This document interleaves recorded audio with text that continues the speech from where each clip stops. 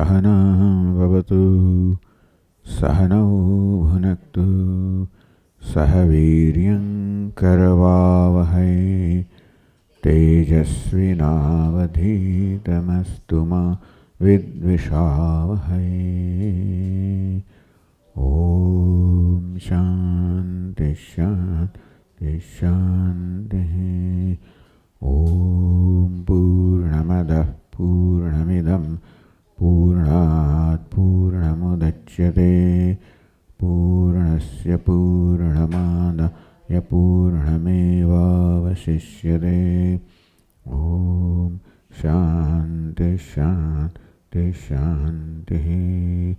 श्रुतिस्मृतिपुराणानाम् आलयं करुणालयं नमामि भगवत्पादं शङ्करं लोकशङ्करं शङ्करं शङ्कराचार्यं केशवं बादरायणं सूत्रभाष्यकृतौ वन्दे भगवन्तौ पुनः पुनः। ईश्वरो गुरुरात्मेति भेदविभागिने व्योमवद्व्याप्तदेहाय दक्षिणामूर्तये नमः। सर्ववेदान्तसिद्धान्त गोचरं तमगोचरम् गोविन्दं परमानन्दं सद्गुरुं प्रणतोऽस्म्यहम्।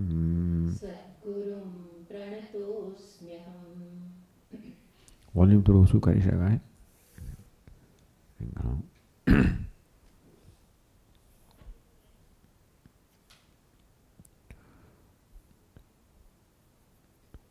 तो पंचकोश विवेकनी चर्चा चाली रही है। अन्नमय कोश, प्राणमय कोश, मनोमय कोश।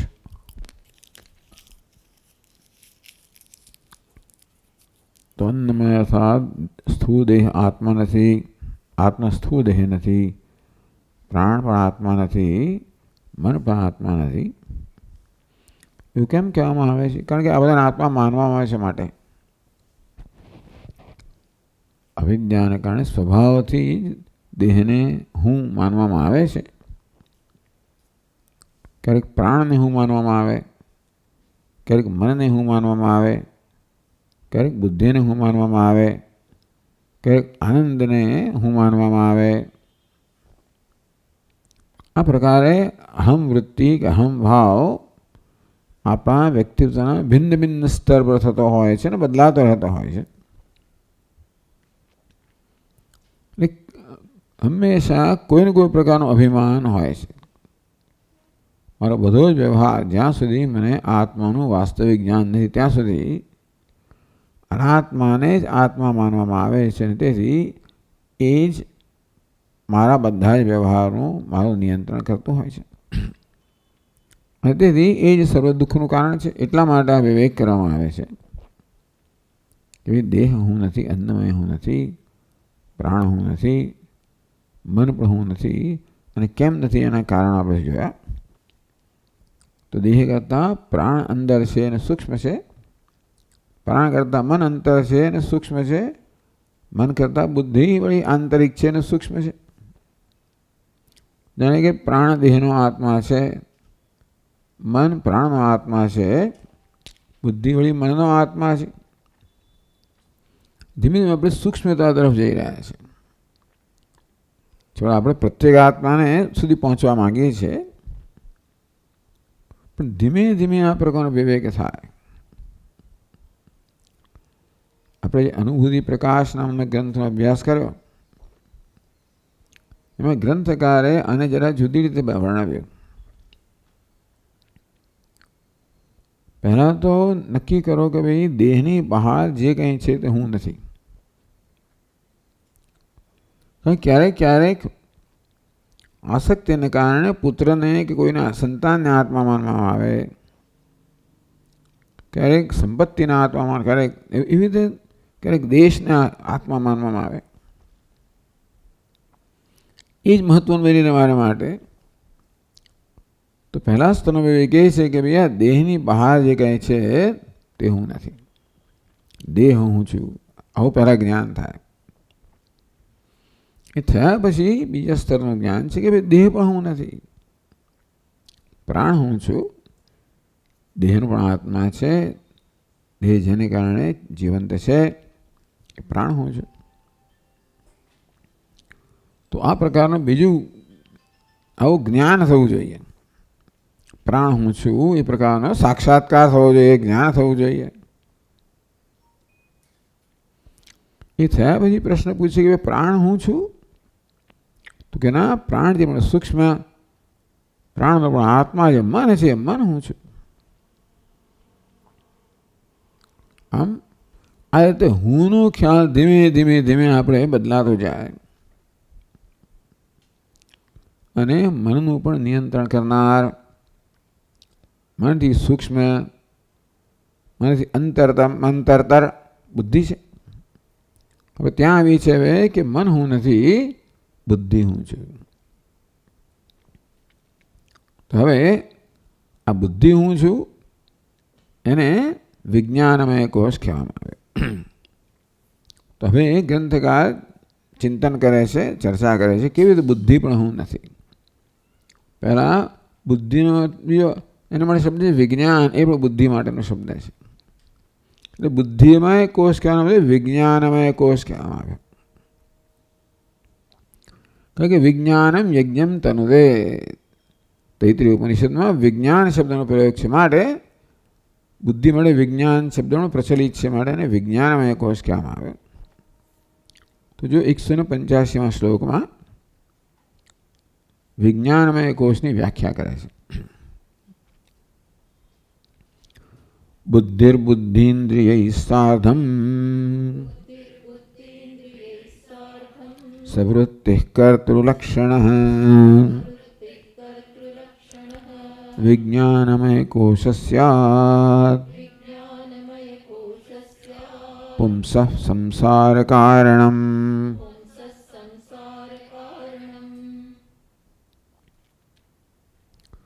બુદ્ધિન્દ્રિય સાધન, મુખ્ય તો બુદ્ધિમાં અહમ ભાવને વિજ્ઞાનમય કોષ કહેવામાં આવ્યો. બુદ્ધિની સાથે જ્ઞાનેન્દ્રિયોનો પણ સમાવેશ કરવામાં આવ્યો. જ્ઞાનેન્દ્રિયો સહિતની બુદ્ધિ એ એમાં અહમ ભાવને વિજ્ઞાનમય કોષ કહેવામાં આવે છે. બુદ્ધિને વિજ્ઞાનમય કોષ કહેવાય, બરાબર છે. ગઈ આ સવારે વાત કરી તે પ્રમાણે કોષ એટલે આ ભ્રમ અહમ ભાવ જે છે. કોષ કોને કહેવાય? જે આત્માના સ્વરૂપને જાણે કે આચ્છાદિત કરે છે, જે મને આત્માના વાસ્તવિક જ્ઞાનથી વંચિત રાખે છે. તો બુદ્ધિને હું કહું ત્યારે જે મારું વાસ્તવિક સ્વરૂપ છે એનાથી, એના જ્ઞાનથી વંચિત રહું છું. એટલે બુદ્ધિ હવા માત્રથી અહમભાવ થઈ જાય છે. એ અહમભાવ આપણને આપણા પોતાના વાસ્તવિક જ્ઞાનથી વંચિત રાખે છે, માટે એને કોષ કહેવામાં આવે. બુદ્ધિમાં અહમભાવ એ ચોથો કોષ થયો. કર્તૃલક્ષણ, અહીંયા કર્તૃત્વ છે. મનમાં ભોક્તૃત્વ છે, બુદ્ધિમાં કર્તૃત્વ છે.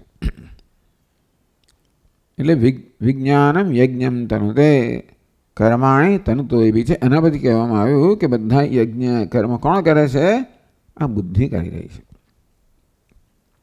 એટલે હું કરતા છું આ પ્રકારનું અભિમાન, આમ બધું કર્મ બુદ્ધિ કરે છે. પણ બુદ્ધિમાં અહમભાવને કારણે હું માનું છું કે હું કર્મ કરું છું.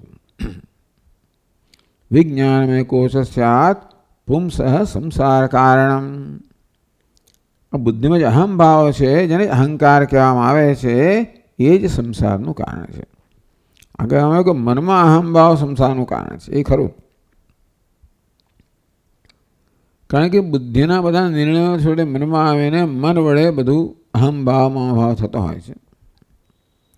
પણ હું નિશ્ચયાત્મક છે, નિશ્ચયાત્મિકા તો બુદ્ધિ છે. તેથી મૂળ નિશ્ચય બુદ્ધિમાં થયો કે હું કરતા છું, હું ભોગતા, હું બુદ્ધિ છું, અહંકાર છું. મને વિજ્ઞાનમય કૌશલ્ય બુદ્ધિમાં અહંભાવને સંસારનું કારણ કહ્યું. એ નિશ્ચયોને કારણે મન પછી પોતાની ટેવ પ્રમાણે આગળ અહંભાવ કરીને સંસારનું કારણ બને છે.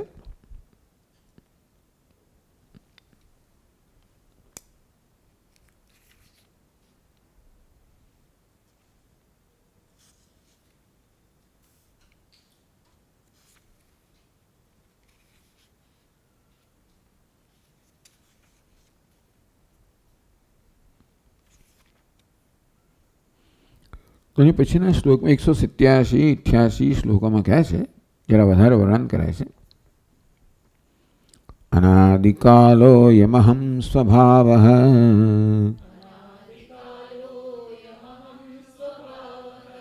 જીવ સમસ્ત વ્યવહાર વોઢાત કરોતિ કર્માણ્યપિ પૂર્વવાસનઃ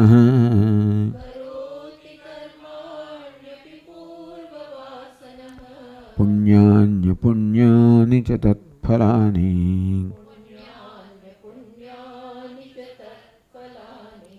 ભુંક્તે વિચિત્રા સ્વપી યોનિષુ વ્રજન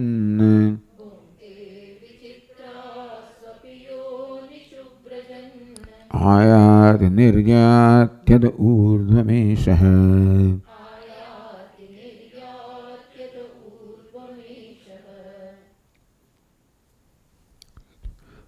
અયમ અહમ સ્વભાવઃ અનાદિકાલઃ. બુદ્ધિ સૂક્ષ્મ તત્વ છે.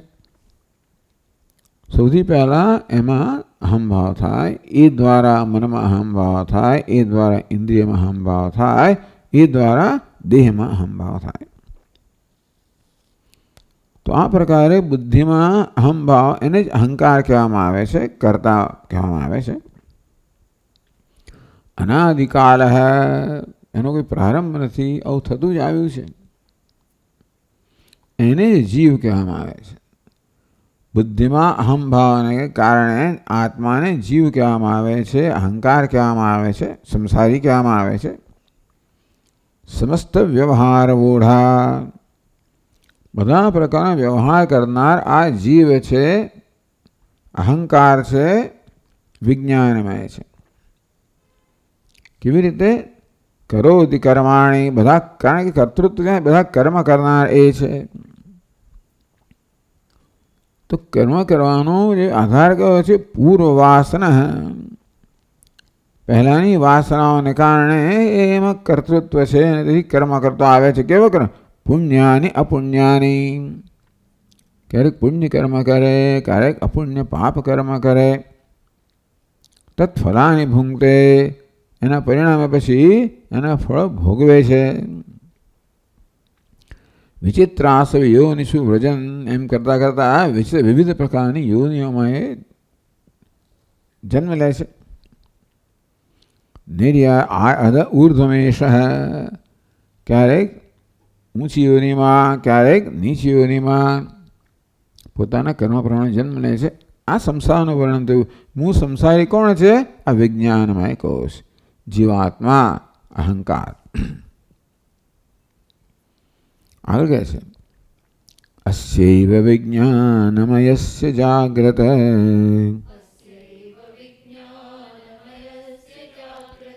સ્વપ્નાદ્યવસ્થા સુખ દુઃખ ભોગ.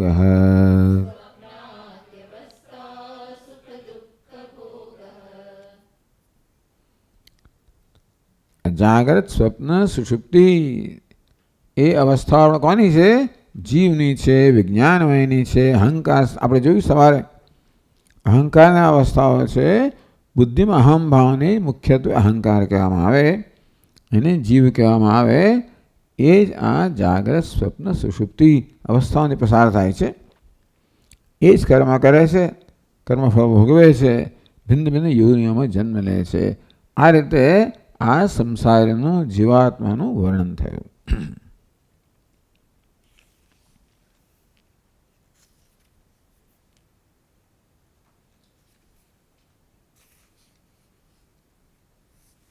56 પાન પર કહે છે 208મા શ્લોકમાં.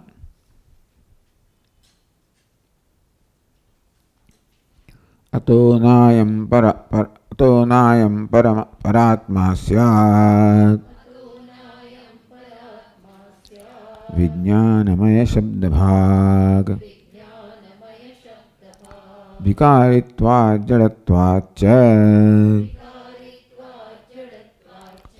પરિચ્છિન્નત્વ હેતુતઃ દૃશ્યત્વાદ વ્યભિચારિત્વાદ નાનિત્યો નિત્ય ઇષ્યતે.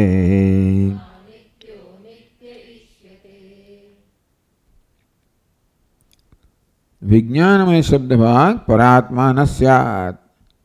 વિજ્ઞાનમય કહો, અહંકાર કહો, એ પરમાત્મા હું એ નથી, પરમાત્મા નથી. કેમ નથી? વિકારિત્વાદ. વિજ્ઞાનમય કહો, અહંકાર કહો, સતત વિકારને પ્રાપ્ત થાય છે. સુખી દુઃખી કરતા ભોગતા વગેરે. હું કોણ છું? વિકારનો સાક્ષી છું, નિર્વિકાર છું. આ વિજ્ઞાનમય અહંકાર વિકારી છે, હું નિર્વિકાર છું. પરિચ્છિન્નત્વ હેતુતઃ. વળી આ કેવો છે? પરિચ્છિન્ન છે, મર્યાદિત છે, અલ્પ છે. કારણ કે એની વ્યાપકતા કેટલી, હુંની વ્યાપકતા કેટલી? દેહ પૂરતી.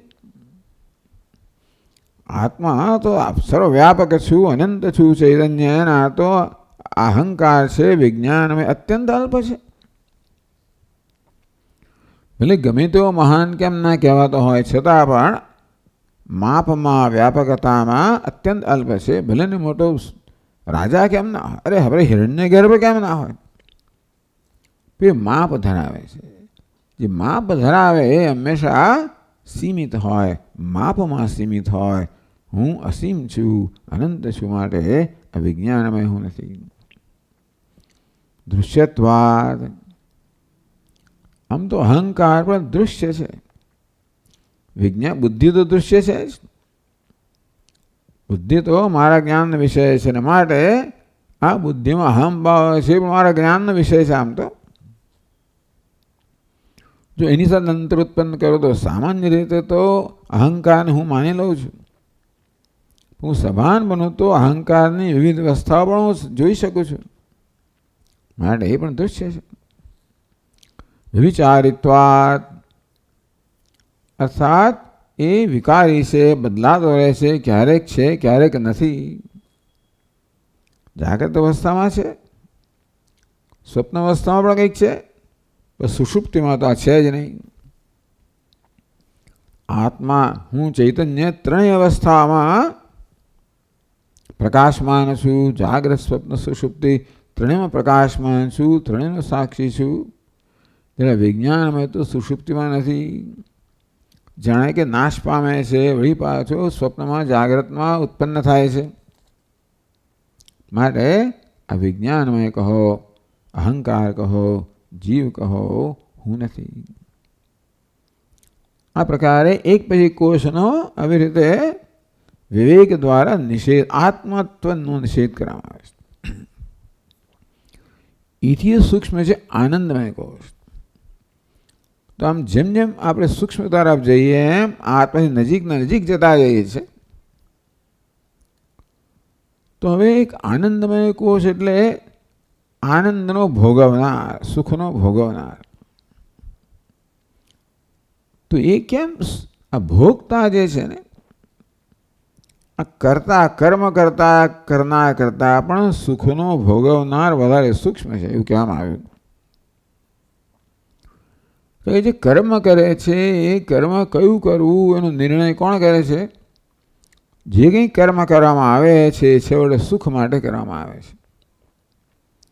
ભલે પરિણામે દુઃખ પ્રાપ્ત થાય જુદી વાત છે, પરંતુ આપણું પ્રયોજન તો એક જ છે, કોઈ પણ કર્મ કરવાની પાછળ સુખ પ્રાપ્તિનું. એ પેલો ભોગતા છે ને, સુખનો ભોગતા, એ જ વાસ્તવમાં આ વિજ્ઞાનમયને પણ પ્રેરિત કરે છે કર્મ કરવા માટે. આ વિજ્ઞાનમાં કર્મ કરે છે અને પ્રેરિત કરનાર કોણ છે? પેલો ભોગતા. માટે એને સૂક્ષ્મ કયો. એટલે હવે આપણા વ્યક્તિત્વનું સૂક્ષ્મતામાં અંશ એને આનંદમય સુખમય કે આનંદમય કોષ કહેવામાં આવે. તેનો કંઈક અનુભવ 210મા શ્લોકમાં કહે છે. આનંદમય કોશસ્ય સુષુપ્તૌ સ્ફૂર્તિરુત્કટા સ્વપ્નજાગરયોરીશત ઇષ્ટસંદર્શનાદિના.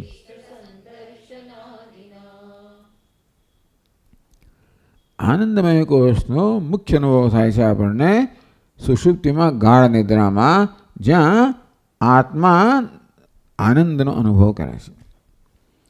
આનંદના ભોગતાને આનંદમય કોષ કહેવાય. એટલે આનંદનો અનુભવ છે. એ આનંદ જ મારું સ્વરૂપ છે, અનુભવ પણ છે. તો પછી એને કેમ કોષ કયો? કારણ કે ત્યારે મને જ્ઞાન નથી કે હું આનંદ સ્વરૂપ છું. આમ સુષુપ્તિમાં તો જાણે કે છે જ આનંદ. એ તો આપણે શાસ્ત્ર કહે છે ને આપણે માનીએ છીએ ને, એવું આપણને લાગે પણ છે કે આનંદ છે, શાંતિ છે. પણ સ્વપ્ન જાગ્રયો ઈશત, સ્વપ્ન જાગ્રતની અંદર પણ આવા આનંદમયનો અનુભવ થાય છે. ઇષ્ટ સંદર્શનાદિના સુખનો અનુભવ થાય છે. એ સુખની જુદી જુદી માત્રાનો અનુભવ થાય છે. પ્રિય વૃત્તિ, મોદ વૃત્તિ, પ્રમોદ વૃત્તિ, આ સુખની ભિન્ન ભિન્ન માત્રાઓ છે. કોઈ પ્રિય પદાર્થનું આપણે ઇષ્ટ સંદર્શનાદિના, પ્રિય પદાર્થનું દર્શન થાય, સ્મરણ થાય, ત્યારે આપણા મનમાં એક આનંદ સુખ જન્મતો હોય છે. એને પ્રિય વૃત્તિ કહેવામાં આવે, રતિ કહેવામાં આવે. એ બધી પ્રાપ્ત થાય ત્યારે આપણને સંતોષ જન્મે છે, આપણા સુખની માત્રામાં વૃદ્ધિ થાય છે. અને એનો અનુભવ કરીએ ત્યારે આનંદનો અતિરેક થાય છે. એને પ્રમોદ કહેવામાં આવે. કલ્પના કરો, ચાલો આનંદમય કોષનો અનુભવ ક્યારેક ક્યારેક આપણે આમ આ તો સુખનો અનુભવ થાય છે ખરો, પણ ખરેખર તો આનંદમય કોષનો અનુભવ કોને કહેવાય? આપણે સમાધિમાં પહોંચી જઈએ ત્યારે ભાન ભૂલી જઈએ. આમ જાગ્રત અવસ્થામાં ક્યારેક એવી ક્ષણો આવતી હોય છે, ક્યારેક નસીબદાર હોઈએ તો, કે એવું કંઈક અદ્ભુત વસ્તુ બની ગઈ, જેની કલ્પના ના કઈ વસ્તુ બની ગઈ, અને એકદમ આમ આનંદમાં ગરકાવ થઈ ગયો. ત્યારે હું મારી જાતને ભૂલી પણ ગયો હોઉં. સામાન્ય રીતે તો એવા ગરકાવ થઈ જતા નથી, એટલે આપણને આનંદ એ માત્ર અનુભવ બહુ ભાગ્યે જ થતો હોય છે. પણ મોમેન્ટ ઓફ હેપીનેસ, હવે એવી ક્યારેક એક સુખની પળ આવે જ્યારે અણધારી વસ્તુ બની જાય. એકદમ સવાન પરમાં બારણે ટકોરા પડે ને તમારો જૂનો મિત્ર ભેટી પડ્યો ને એકદમ જ આમ બધું ભૂલી ગયો. આવો કોઈક અનુભવ થાય ત્યારે આપણે આપણી જાતને ભૂલી જઈએ. તેનું ભોગતા પણ એટલે કશું રહેતો નથી. દેશનું, કાળનું, કશી વસ્તુનું ભાન નથી. હું અહમનું પણ ભાન નથી. અને ત્યારે જાણે કે હું સમાધિસ્થ બની ગયો ક્ષણભર માટે. એ ખરેખર તો આનંદમય કોષનો અનુભવ છે. એની જ નાની નાની માત્રાઓ આપણને આ બધા અનુભવ, સુખના અનુભવ થતી હોય છે, કારણ કે આનંદ એક જ છે.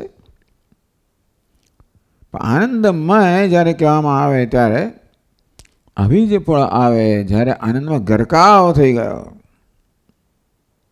મારું પોતાનું ભાન ભૂલી ગયો, દેશ કાળ ભૂલી જવાય છે. લોકો આમ ગરબા ગાતી વખતે કંઈ આમ ટોળામાં આવી જાય અને એકદમ આમ આપણે પણ એમાં એની અંદર એના પ્રવાહમાં વહેતા થઈ જઈએ ત્યારે શું કરીએ ખબર નથી હોતી. સામાન્ય સંજોગ માણસ ના કરે પણ કરતો થઈ જાય, બોલતો થઈ જાય, જાત જાતનું કરીએ છીએ આપણે. એટલે આપણી જાતને ભૂલી જતા હોઈએ છીએ એવા અનુભવોને અહીંયા. એટલે આવો અનુભવ છે બતાવે છે કે આનંદમય એ આનંદ મારું સ્વરૂપ છે. પણ એ કોષ એટલામાં કહેવામાં આવ્યો કે આનંદનો અનુભવ છે, પરંતુ ત્યારે મને જ્ઞાન નથી કે આનંદ મારું સ્વરૂપ છે. આટલો જ ફેર છે. એટલે એ આનંદમય કોષ હું નથી. હું કોણ છું? આનંદ સ્વરૂપ છું. ત્યારે આટલો વિવેક કરવાનો છે. એટલે જ્યારે આવી સગુણ કે સવિકલ્પ સમાધિનો અનુભવ થાય એને આપણે સમાધિ કહીશું. કંઈક જરા જરા એવી અહમભાવ રહેતો હોય છે ત્યાં આગળ, લગભગ ભૂલી ગયા હોય ત્યારે સવિકલ્પ સમાધિ સુખમાં ગર. આ પણ એક અવરોધ કહેવામાં આવે છે. એવડે તો ના સ્વાદે સુખમ તત્ર. આ સુખના આસ્વાદમાં પણ અટકી ના જશો. નિસ્સંગ પ્રજ્ઞા ભવેત. એને તમે નિસ્સંગ બનો. પ્રજ્ઞાથી વિવેકથી કે સુખનો અનુભવ કરનારો નથી, હું સુખ સ્વરૂપ છું. તેનું સુખનો ભોગતા છું. એ વિવેક કરે કે હું ભોગતા નથી, હું સુખ સ્વરૂપ છું. એ ભોગતાપણાનો પણ ત્યાગ કરવાનો. એટલે કહે છે કે એને પછીના શ્લોકમાં કહે છે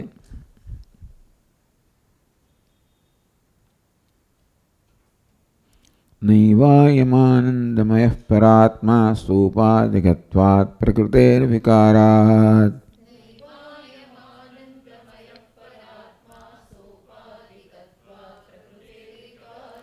કાર્યત્વ હેતો સુકૃત ક્રિયાયા વિકાર સંઘાત સમાહિતત્વાત.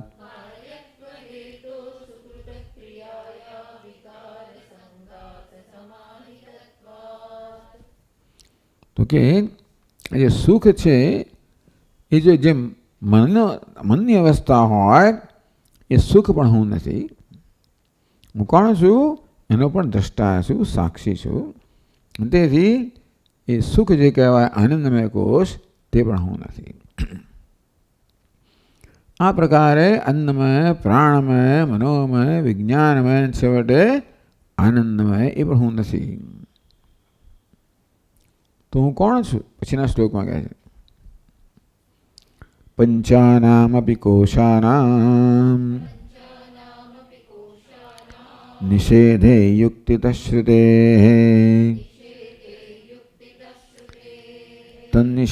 તન્નિષેધાવધિ સાક્ષી બોધરૂપો વશિષ્યતે.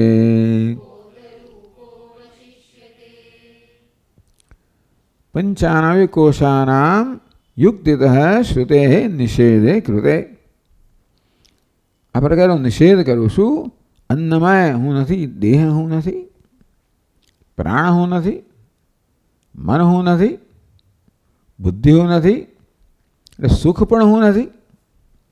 કયું સુખ? જે મનની વૃત્તિ છે એ પ્રકારનું સુખ પણ હું નથી. આ પ્રકારે પાંચે કોષનો શ્રુતિ, કારણ કે શ્રુતિમાં કહેવામાં આવે યુક્તિ. આ પ્રકારે યુક્તિ એટલે હું દ્રષ્ટા છું, દૃશ્યથી ભિન્ન છું, પ્રકાશક છું. એ પ્રકારે હું નથી, હું નથી અને નિષેધ કહેવામાં આવ્યો. નિષેધ એ કૃતે એનો અર્થ શું થયો? નિષેધનો અર્થ છે કે એમાંથી અહમભાવ હટાવેલો, માત્ર કહીને અટકું નહીં. એટલા માટે કહેવામાં અનુભૂતિ પ્રકાશમાં કે તમે આવો સાક્ષાત્કાર કરો કે દેહ હું છું,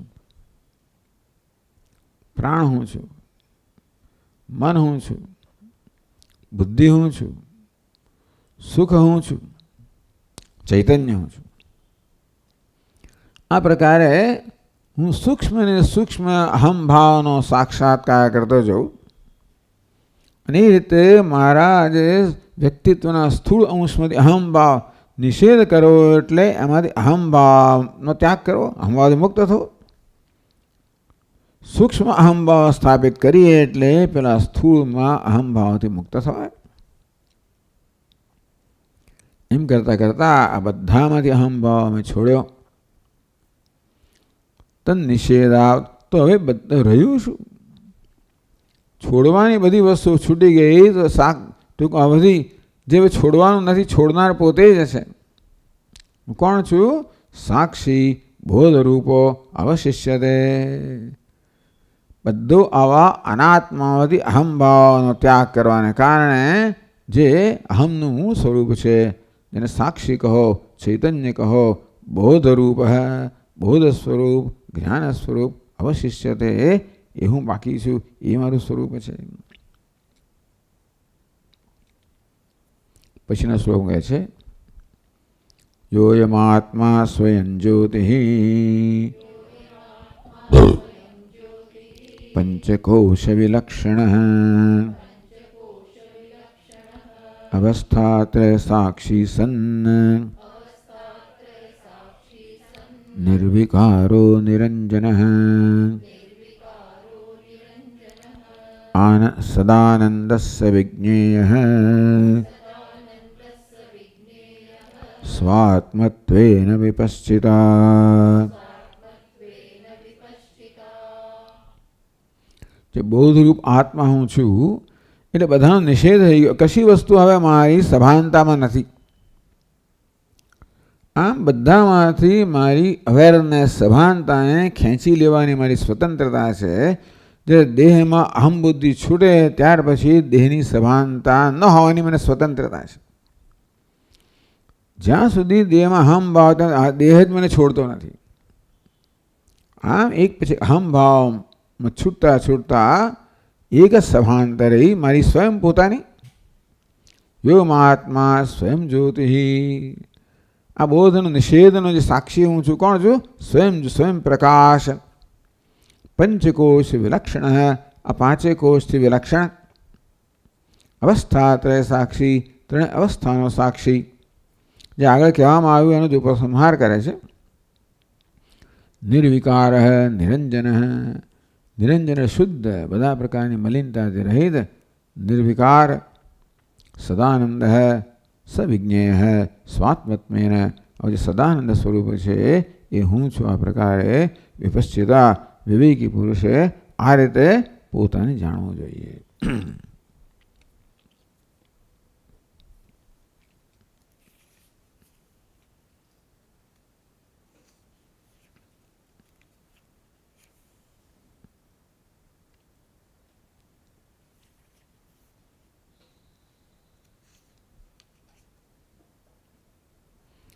આ પ્રકારે આત્મતત્વનું વિવેચન કરવામાં આવ્યું. હવે આત્માને સદાનંદ બોધ સ્વરૂપ સાક્ષી નિર્વિકાર સદાનંદ મેં જાણ્યો. હવે બીજું પગથિયું એ છે કે હું સર્વનો આત્મા છું. એ સર્વના આત્માને બ્રહ્મ કહેવામાં આવ્યું, જગતના આત્માને બ્રહ્મ કહેવામાં આવ્યું. બીજું પગથિયું એ છે કે હું અદ્વિતીય છું. હું સચ્ચિદાનંદ સ્વરૂપ છું. ભાઈ કેવો છું? અદ્વિતીય છું. અર્થાત જે કાંઈ છે સચ્ચિત આનંદ છે. હું સર્વ છું, સર્વનો આત્મા છું. અને તો પછી આ હુંમાં કોઈ પ્રકારનો વિભાગ ન રહે, કોઈ પ્રકારની મર્યાદા કે પરિચ્છન્નતા ન રહે, એટલે કોઈ પ્રકારની ઉણપ ના રહે. હું બોધ સ્વરૂપ છું, જ્ઞાન સ્વરૂપ છું, છતાંય પણ તો જગતથી ભિન્ન હોવ. અનેક આત્મા હોય, હું એક આત્મા છું, તમે બે આત્મા છો, આ પ્રકારનો ભેદભાવ હોય. હું ભિન્ન છું, જગત ભિન્ન, એવો ભેદભાવ હોય. હું ભિન્ન છું, ઈશ્વર ભિન્ન જેવો ભેદભાવ હોય. એટલે વેદાંત શાસ્ત્રમાં પછીનું પગથિયું છે કે ઈશ્વર પણ ઈશ્વર કરતાં હું ભિન્ન નથી. ઈશ્વર કોને કહેવાય? જગતનું સર્જન કરનાર, પાલન કરનાર, લય કરનાર, જગતનો આત્મા. એને બ્રહ્મ પણ કહેવાય કે ઈશ્વર કહેવાય. તો પછીનું પગથિયું છે જીવ અને ઈશ્વર વચ્ચેનું ઐક્ય છે એ સિદ્ધ કરવું. અર્થાત મારા વાસ્તવિક સ્વરૂપને જાણ્યા પછી ઈશ્વર પણ મારું સ્વરૂપ જ છે. ઈશ્વર કરતાં ભિન્ન નથી. ઈશ્વરને જીવનું ઐક્ય. ઈશ્વરમાં જગત પણ આવી જાય, બધા જ આવી જાય. હું ઈશ્વર છું, સર્વનો આત્મા છું, અદ્વિતીય છું. આ જ્ઞાન છે, પૂર્ણ જ્ઞાન છે. અદ્વિતીયતા એ સૌથી મહત્વની, બહુ મહત્વની વસ્તુ છે વેદાંત શાસ્ત્રમાં, અને બહુ જ મહત્વ આપ્યું અદ્વિતીયતાને. સાંખ્ય વગેરે પણ એ તો ક્યાંય સમજાવે છે કે આત્મા બોધ સ્વરૂપ છે, નિર્વિકાર છે. પણ આત્મા અનેક નથી, અને જીવ અને જગત પણ અનેક નથી. જીવને ઈશ્વર પણ ભિન્ન નથી, જીવને જીવ ભિન્ન કશી વસ્તુ ક્યાં ભેદ જ નથી. આ બધાનું વાસ્તવમાં એક જ અધિષ્ઠાન છે, અને તે હું છું. એને જ બ્રહ્મ કહેવાય. બ્રહ્મ હું છું. આમ જીવ અને ઈશ્વરનો ઐક્ય કે જીવને બ્રહ્મનું ઐક્ય પ્રગટ કરવું એ વેદાંત શાસ્ત્રનો મુખ્ય ઉપદેશ છે. જેને છાંદોગ્ય ઉપનિષદમાં તત્વમસી એને મહાવાક્ય કહેવામાં આવ્યું. ત્યાં ગુરુજી ઉદ્દાલક પોતાના શિષ્ય પુત્ર શિષ્ય શ્વેતે કહેતું કે તત્વમસી. શ્વેત કહેતો, હે શ્વેતે કહેતું, તત્વમસી તે ઈશ્વર તું છે. એ જગતનું કારણ છે, જગતનું ઉપાદાન કારણ છે. અર્થાત જેમાંથી જગતનું સર્જન છે, જેમાં જગતની સ્થિતિ છે, જેમાં જગતનો લય છે, એ સત સ્વરૂપ પરમાત્મા તે તું છે. તું માત્ર એક ઉપાધિનો જ આત્મા છે એમ નહીં, પરંતુ જગતનો આત્મા છે. આ રીતે જગતના આત્માને બ્રહ્મ કહો, ઈશ્વર કહો, તત્ કહો, તે કહો. વ્યક્તિગત આત્માને ત્વમ કહો, તું કહો. આ તે અને તું એક જ છે. આ વાક્યને મહાવાક્ય કહેવામાં આવ્યું, જે જીવ અને ઈશ્વરના ઐક્યનું પ્રતિપાદન કરે. અખંડ બોધાત્મકમ, અખંડ બોધાત્મકમ, અખંડ, કોઈ ખંડ નથી, ભેદભાવ નથી, એ પ્રકારનું જ્ઞાન જે કરાવે એને મહાવાક્ય કહેવામાં આવ્યું. એટલે હવે આ ત્વમ પદે જીવની ચર્ચા કરવામાં આવી. કેવી રીતે? સદાનંદ સ્વરૂપ, બોધ સ્વરૂપ, સચ્ચિદાનંદ સ્વરૂપ. તો હવે બ્રહ્મ જે જગતનું કારણ છે, તો હવે કહેશે જો 228માં શ્લોકથી બ્રહ્મને જગતની એકતા. હવે જગતનું વિશ્લેષણ કરે છે. જે જગત આવી સમક્ષ છે વાસ્તવમાં શું છે?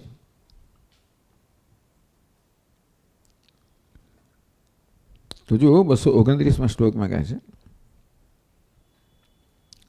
યદિદમ સકલમ વિશ્વમ યદિદમ સકલમ વિશ્વમ નાનારૂપમ પ્રતીતમજ્ઞાનાત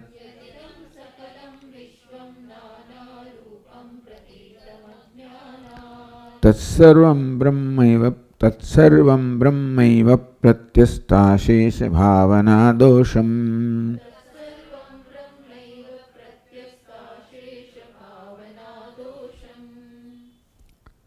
યદિદમ સકલમ વિશ્વમ પ્રતીતમ નાનારૂપમ, અનેક નામ રૂપવાળું આ જગત જે પ્રતીત થાય છે આપણને, તત્સર્વમ બ્રહ્મૈવ એ વાસ્તવમાં બ્રહ્મય છે. એ બ્રહ્મ હોય તો મને કેમ બ્રહ્મ દેખત? અજ્ઞાનાત, અજ્ઞાનને કારણે જે બ્રહ્મ છે એ જ આપણને જગત રૂપે ભાસી રહ્યું છે.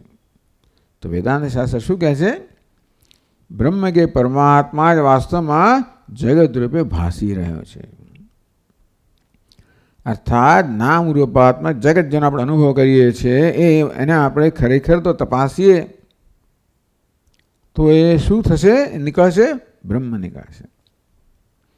તત્સર્વમ બ્રહ્મૈવ. કેવી રીતે? આ જગતમાં વિવિધતા છે, વિષમતા છે, અનેકતા છે, જળ ચેતન કેટલી બધી, આ બધું એક જ બ્રહ્મ છે. કઈ રીતે? આ અનેક જે છે એક કેમ હોઈ શકે? અનેકતા છે, વિવિધતા છે, વિષમતા છે, એ બધું એક જ હોય, કેવી રીતે હોઈ શકે? તો દૃષ્ટાંત આપે છે પછીના શ્લોકમાં કહે છે મૃત્કાર્યભૂતોऽપि મૃદો ન ભિન્નઃ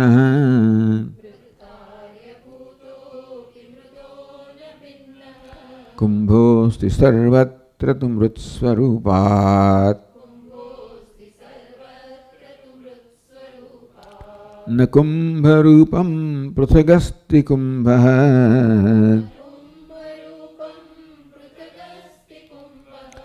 કુતો મૃષા કલ્પિત નામ માત્રઃ.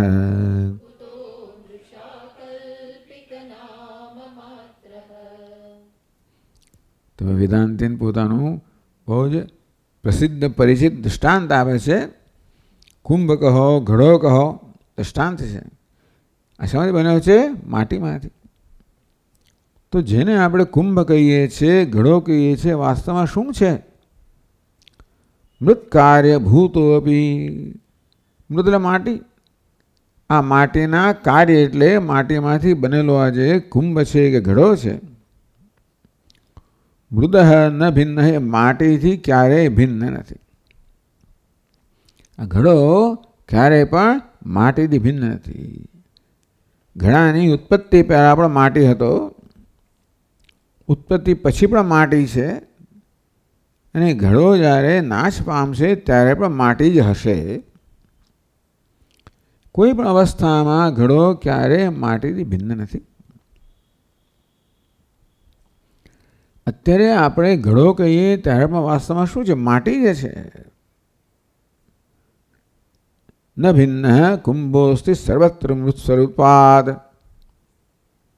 આ ઘડામાં ક્યાંય નજર કરીએ, આગળ પાછળ ઉપર નીચે, તો માટી સિવાયમાં કશું જ નથી.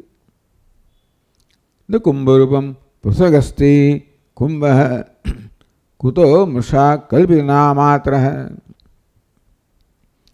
જેને કુંભ કે ઘડો કહેવામાં આવે છે, એમાંથી માટી લઈ લેવામાં આવે તો કુંભ કે ઘડો નામની વસ્તુ બચતી જ નથી. અને માટે જેને કુંભ કહીએ છીએ, ઘડો કહીએ છીએ, એ માત્ર માટી જ છે, એથી વધીને કશું જ નહીં. તો સ્વામીજીને ઘડો કેમ કહો છો અને માટી કેમ નથી કહેતા? અને ઘડામાં તો પાણી ભરાય, પાણી લવાય, માટીમાં લવાય, તો ઘડાને તમે માટી જ કેમ કહો છો? ઉપયોગિતાની દ્રષ્ટિએ કદાચ બેમાં ફેર હોય એટલે તો જુદા નામ છે, પણ તત્વની દ્રષ્ટિએ આ ઘડો માટીથી જરા પણ ભિન્ન કેમ નથી? કારણ કે આ ઘડામાંથી માટી લઈ લેવામાં આવે તો કશું નામરૂપ બચતું નથી. આમ તો આપણે ઘડો કોને કહીએ? માટીમાં આપણે નામરૂપ ઉમેરીએ ત્યારે ઘડો બને. માટી વત્તા નામરૂપ ઘડો એટલે કુંભાર એવું જ કરે ને, માટીને નામરૂપ આપે એટલે ઘડો થયો. તો ઘડામાંથી માટી લઈને નામરૂપ બચવું જોઈએ ને. માટી વત્તા નામરૂપ બરાબર ઘડો, અ વત્તા બ બરાબર ક. તો કમાંથી અ લઈએ તો બચવું જોઈએ ને. એટલે ઘડામાંથી માટી લઈ લઈએ તો નામરૂપ બચવું જોઈએ ને, કશું નથી બચતું. અર્થાત નામરૂપ તો માત્ર કલ્પના છે, એનું કોઈ નક્કર અસ્તિત્વ જ નથી. જે છે એ માત્ર માટી જ છે. આપણે વ્યવહારની વાત નથી કરતા, ઉપયોગીની વાત નથી કરતા. એ સત્યનો નિર્ણય વ્યવહારથી ન થાય. સત્યનો નિર્ણય ક્યાં થાય? જે અબાધિત છે, જેનો બાધ જ ના થાય. આ જેને ઘડો કહીએ છીએ એ તો ફૂટી જાય ત્યારે એનું નામ બદલાઈ જાય, રૂપ બદલાઈ જાય. એની વળી આપણે પાછો પથ્થર તોડીએ તો ચૂર્ણ બની જાય, નામરૂપ પાછું બદલાઈ ગયું. આમ નામરૂપ સુધી સતત બદલાયા કરનારી વસ્તુ છે, વ્યભિચારી છે. જ્યારે માટી કેવી છે? અવ્યભિચારી છે. આમ ઘડાનો સ્થાયી અંશ કયો છે? માટી. બદલાતો અંશ કયો છે? નામરૂપ. નામરૂપ કેવું છે? પ્રાસંગિક છે. સ્વાભાવિક કયું છે? માટી. માટે આ ઘડાનું સત્ય માટી છે. ઘડો માટી જ છે, એથી વધારે કશું જ નથી. આ એક નિર્ણય કરવો જોઈએ, મનમાં સમજ પડવી જોઈએ. એને માટે આપણે જરાક પેલો વ્યવહારને ને એ બધાને બાજુ મૂકવો પડે. હા, પણ સ્વામીજી માટીને શું પાણી કેમ ભરાય? એ બધી વસ્તુ બરાબર તત્વની દ્રષ્ટિએ. અબાધિતમ તત્વમ, જેનો બાદ ન થાય એને તત્વ કહેવાય. આ ઘડામાં નામ રૂપનો સતત બાદ થયા કરે છે, કે બદલાયા કરે છે, જ્યારે માટીનો ક્યારેય બાદ થતો નથી. આ રીતે મૃદેવ સત્યમ પરમાર્થભૂતમ, આ ઘડાનું દૃષ્ટાંત લઈએ તો જે સત્ય છે એ માત્ર માટી છે. આ એક દૃષ્ટાંત છે, અને બરાબર સમજીએ આપણે તો પછી જગતને પણ સમજી શકીએ. આ દૃષ્ટાંતને પછી આગળ વધારે 232માં શ્લોકમાં સદ્બ્રહ્મ કાર્યમ સકલમ સદેવ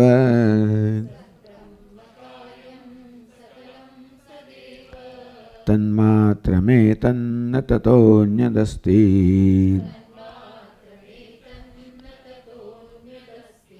અસ્થિતયો વક્તિ ન તસ્ય મોહઃ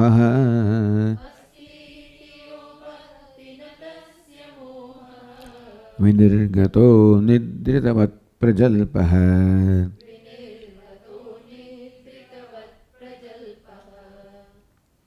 તો જગત શેમાંથી બન્યું છે? સદ્બ્રહ્મ કાર્યમ સકલમ સદેવ. જેમ આ ઘડો માટીમાંથી બનેલો તો એમાં જગત સતમાંથી બનેલું છે. સત કહો, અસ્થિ, ભાતિ, પ્રિય કહો. તો ઘડામાંથી આપણે કોઈ પણ નામ રૂપમાં આવીએ તો જેવી રીતે ઘડાનો સ્થાયી અંશ કહો, અબાધિત અંશ કહો એ માટી છે, અને માટે માટી ઘડાનું સત્ય છે. તે રીતે કોઈ પણ નામ રૂપ કહો લો, એમાં અબાધિત અંશ કયો છે? આ ઘડો છે, ભાસે છે, પ્રિય છે, નામ છે, રૂપ છે. આમ દરેક પદાર્થમાં 5 અંશ છે, જેમાં છે, ભાસે છે, પ્રિય છે, એ કેવું છે? સર્વસામાન્ય છે. અને નામરૂપ છે એ પ્રત્યેક પદાર્થની વિશેષતા છે, જે એક પદાર્થને બીજાથી જાણે કે જુદો પાડે છે. પરંતુ આ બધાનો જે સ્થાયી અંશ છે, તત્વ છે, અસ્થિ, ભાતિ, પ્રિય, એ તો એક જ છે. તો જેવી રીતે એક જ સોનું અનેક અલંકારો વ્યક્ત થાય, એક જ માટી અનેક પાત્રના રૂપમાં વ્યક્ત થાય છે, તેવી રીતે એક જ અસ્થિ, ભાતિ, પ્રિય, આ બધા નામરૂપ વ્યક્ત થાય છે. અસ્થિ, ભાતિ, પ્રિય કહો, સત્યમ જ્ઞાનમ અનંતમ બ્રહ્મ, એ જ આ નામરૂપાત્મક જગત રૂપે ભાસી રહ્યું છે. જેમ એક માટી અનેક પાત્રો ભાસી રહી હોય, એક સુવર્ણ અનેક અલંકારો ભાસતું હોય, એક જળ અનેક તરંગ રૂપે ભાસતું હોય, તેમ એક જ અસ્થિ, ભાતિ, એક જ બ્રહ્મ આ સમગ્ર જગત રૂપે ભાસી રહ્યું છે. અને માત્ર બ્રહ્મ જ છે. જેવી રીતે ઘડામાં માટી સિવાય કશું જ નહીં, તેવી રીતે આ નામરૂપા જગતમાં અસ્થિ, ભાતિ, પ્રિય બ્રહ્મ સિવાય કશું જ નથી. આ પ્રકારે જેને જગત કહેવામાં આવે, ઈશ્વર કહેવામાં આવે, બ્રહ્મ કહેવામાં આવે, એના સ્વરૂપનો નિર્ણય થયો.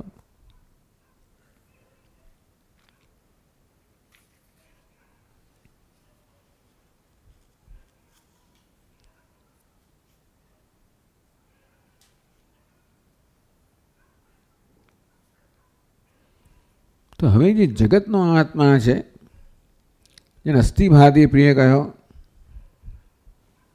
હું આત્મા છું, જેને આનંદ સ્વરૂપ, બોધરૂપ કહેવામાં આવ્યો, એ બે જુદી વસ્તુઓ છે. તો કહે છે કે વાસ્તવમાં જગતનો આત્મા જે ઈશ્વર કહેવાય, તત્ કહેવાય, મારો આત્મા હું જેને ત્વમ કહેવાય, તત્વમસી, વાસ્તવમાં બંને એક જ છે. એટલે કે મારામાં અને બ્રહ્મમાં, મારામાં ઈશ્વરમાં કોઈ પ્રકારનો ભેદ નથી.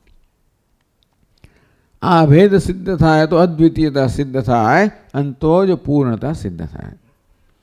તેથી વિવેક છોડાણું અત્યાર સુધીમાં ત્વમપદ અર્થાત આત્માનું વિગતવાર વર્ણન કરવામાં આવ્યું અને પોતાના સ્વરૂપ નિશ્ચય કરવામાં આવ્યો. કેટલાક શ્લોકોમાં જગતનું તત્વ છે, બ્રહ્મનું નિરૂપણ કરવામાં આવ્યું. અને પછી તત્વમસી મહાવાક્ય, જેમાં તત્વ અને તત્વનું ઐક્યનું બોધ કરવામાં આવે છે, એનું નિરૂપણ કરવામાં આવે છે. તો જો 243માં શ્લોકમાં જુઓ. તત્વં પદાભ્યામ અભિધીયમાનયોઃ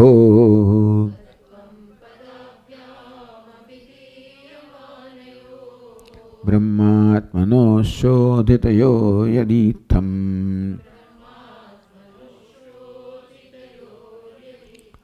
શ્રુત્યા તયોસ્તત્વમસીતિ સમ્યક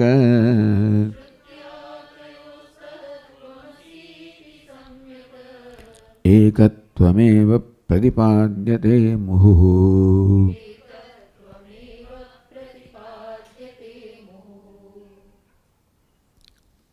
તત્વમસી મહાવાક્ય છે એનું વિવેચન કરે છે.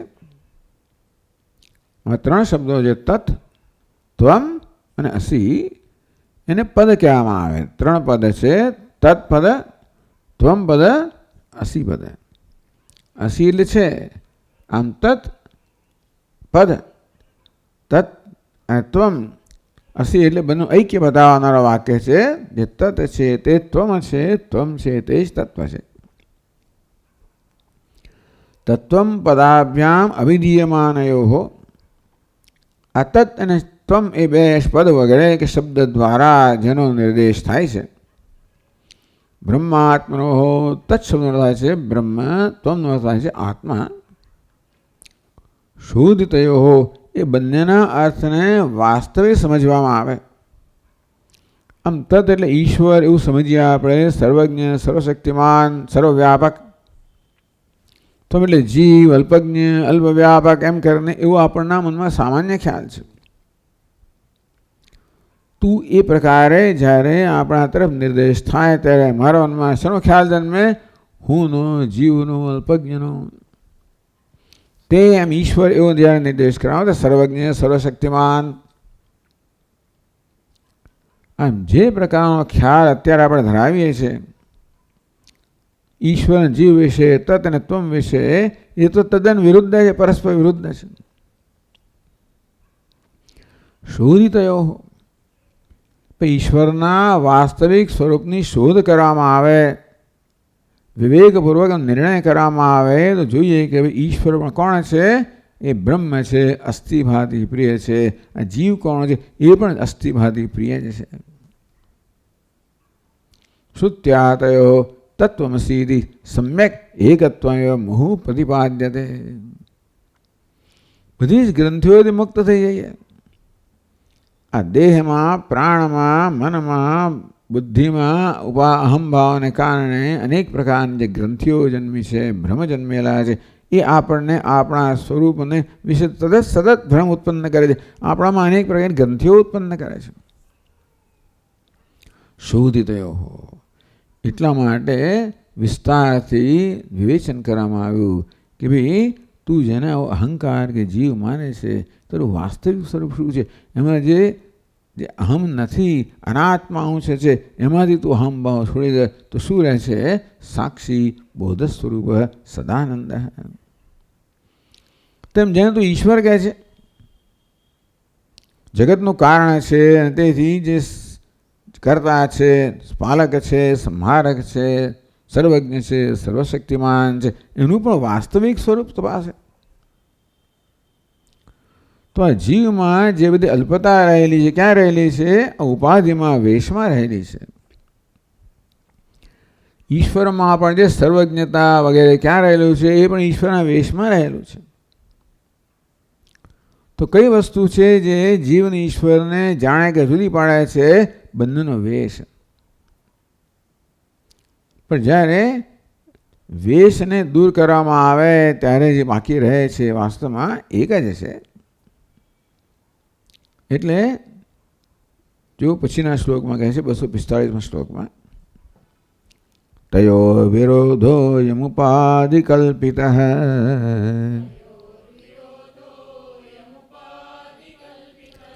ન વાસ્તવઃ કશ્ચિદુપાધિરેષઃ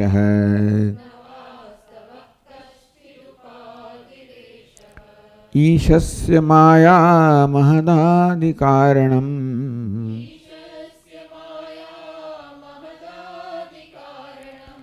જીવસ્ય કાર્યમ શૃણુ પંચકોશમ.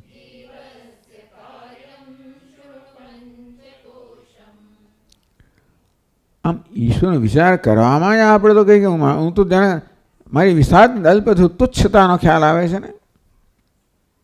અત્યંત વિરોધ છે. તયો વિરોધ ઉપાધિ કલ્પિત.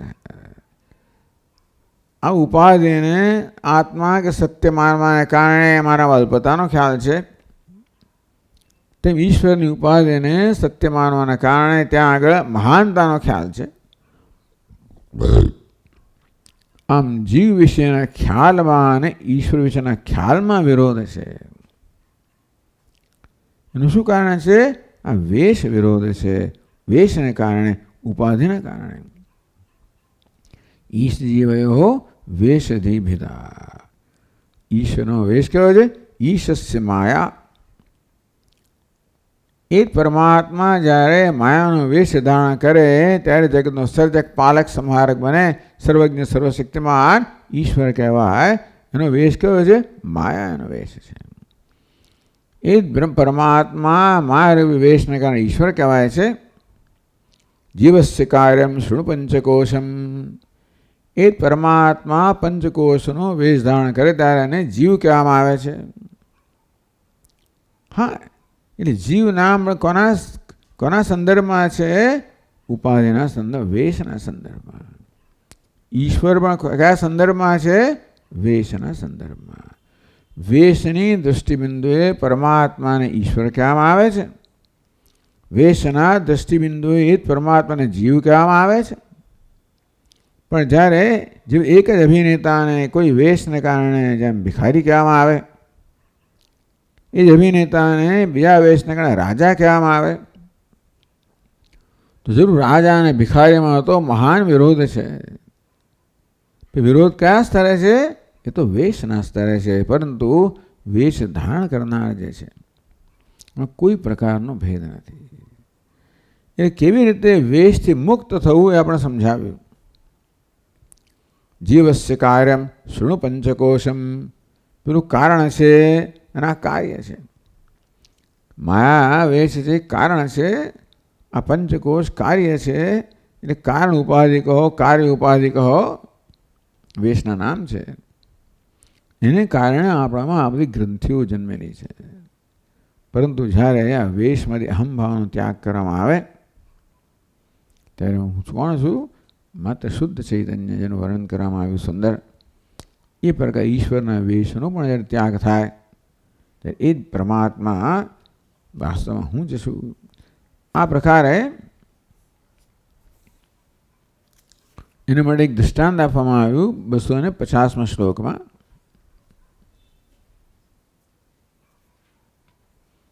સદેવ દત્તો યમિતિ ચૈગતા વિરુદ્ધ ધર્માં સમપાસ્ય કથ્યતે. યથા તથા તત્વમસીતિ વાક્યે વિરુદ્ધ ધર્માનુભયત્ર હિત્વા સંલક્ષ્ય ચિન્માત્રતયા સદાત્મનોઃ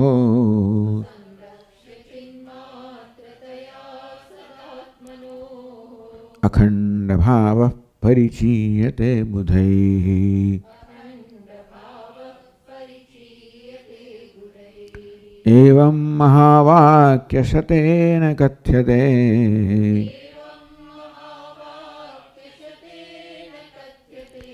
બ્રહ્માત્મનોરૈક્યમખંડ ભાવઃ.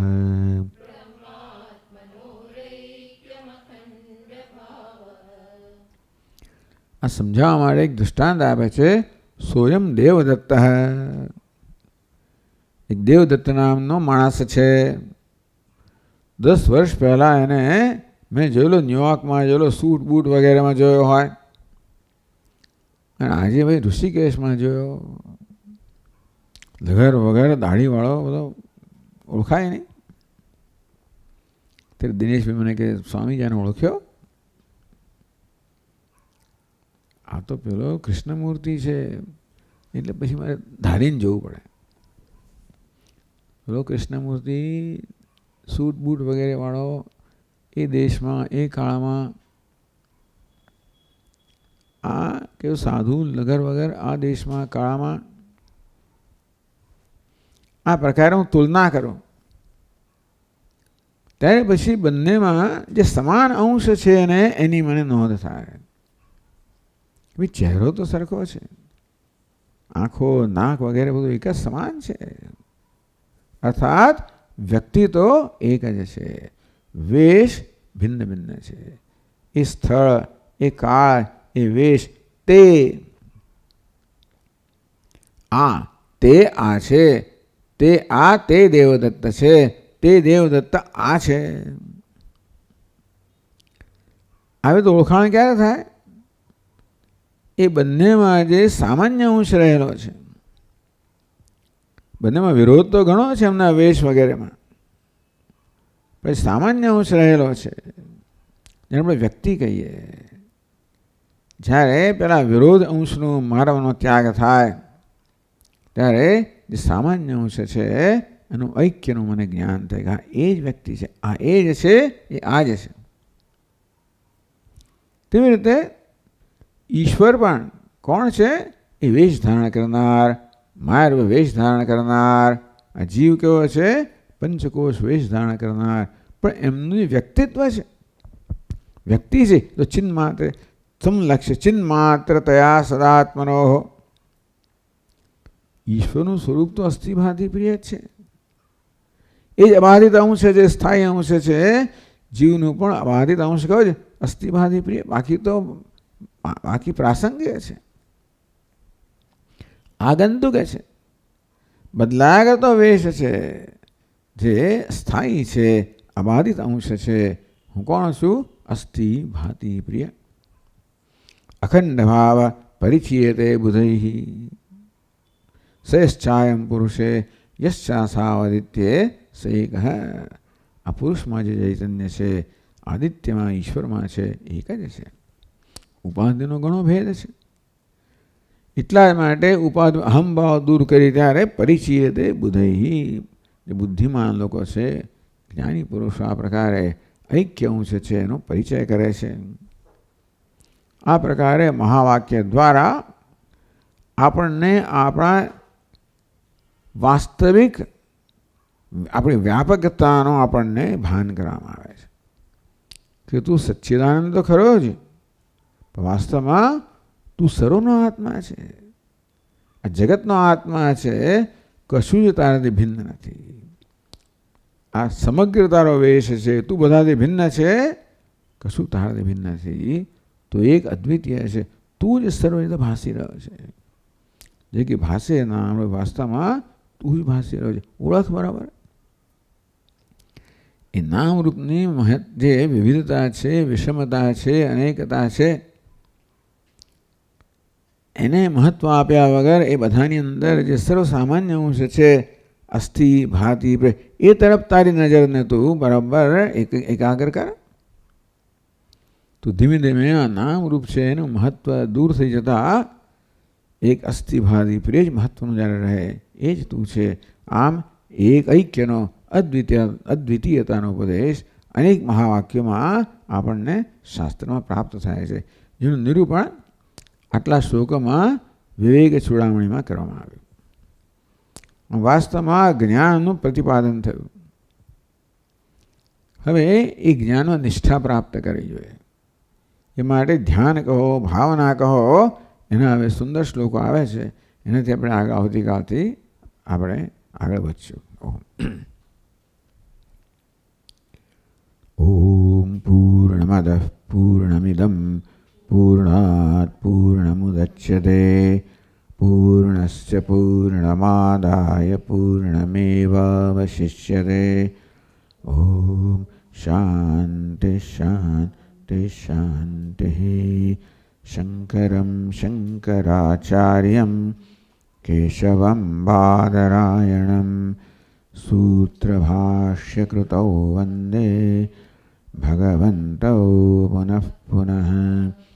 ईश्वरो गुरुरात्मेति मूर्तिभेदविभागिने व्योमवद्व्याप्तदेहाय दक्षिणामूर्तये नमः। ॐ शान्ति शान्ति शान्तिः। हरिः ॐ श्रीगुरुभ्यो नमः। हरिः ॐ।